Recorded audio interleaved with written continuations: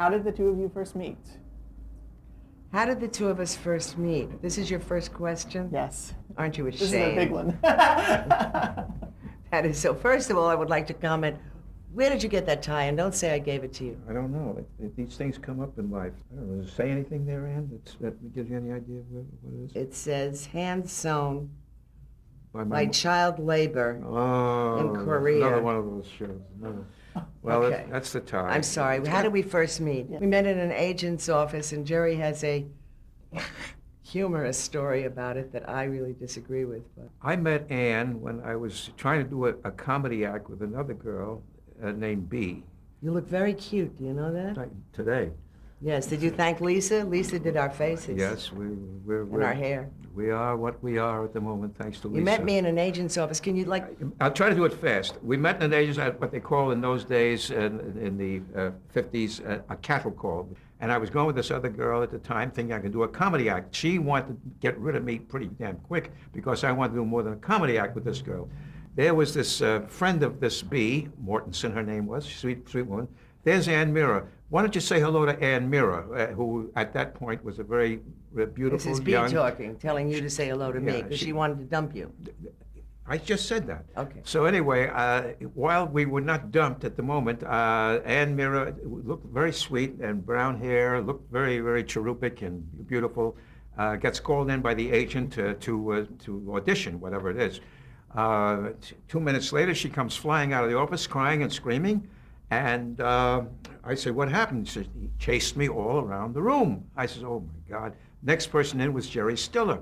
I walk in, and I knew the guy for a little bit before, and I said, why'd you chase that girl around the room? He says, because I like her. Now it's your turn.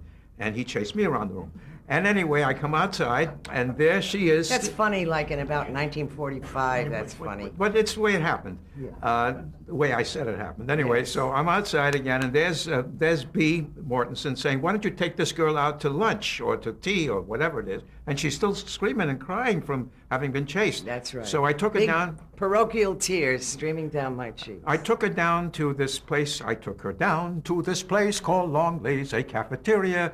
And I took her down there and I figured she was going to buy a sandwich, she's going to have dessert, she's going to have soup. She orders a cup of coffee.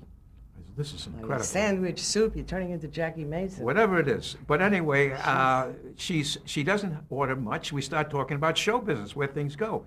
And at the end of this whole conversation, I say, can I pick up your check, which was for coffee?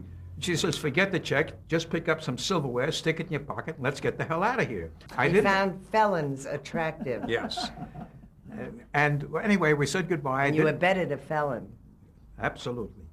Anyway, as life takes you in the New York streets and show business, I met her again at a show, or an off-Broadway show that was being put on by a group called the Globe Players. She said, why don't you come over to my house and have some spaghetti? And I said, where do you live? And she said, I live in the Village. So I go with her. He hears I live in Greenwich Village, and this is like 1953, so that's code for I can get lucky tonight. She lives in the Village. Exactly. And he did. He got lucky that night. No, don't put your, no, she was not lucky that night. Yes, No, I wasn't did. lucky. No, get out of here. I got lucky, too. Not that night. I was lucky. To be born at the same time as you. That's a song that came out of it. But anyway, It was the first night you slept over with me. Get out of here. I remember that. No, you were more respectable than that, Ann. Come on. This is truly Rashomon. No. Wasn't Here's what respectable. here's what I had to leave Catholicism, convert to Reform Judaism, and to marry my 8th grade nun. I can't believe you. You are so rigid, so puritanical. Still? Yes, Oy, not well, always. here we are.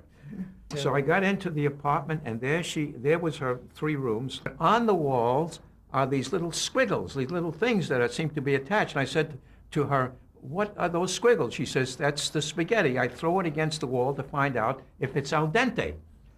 And you paint it over blue. Yes, you paint it over blue. So she made this spaghetti dinner, and I had the spaghetti dinner. We talked, we chatted, but I went home. Let's get it straight. I didn't. You stayed over, and I invited you. That's the way it was. And that is the way you test spaghetti. If you throw it against the wall and it sticks, it's al dente. All right, have it Next your way. question.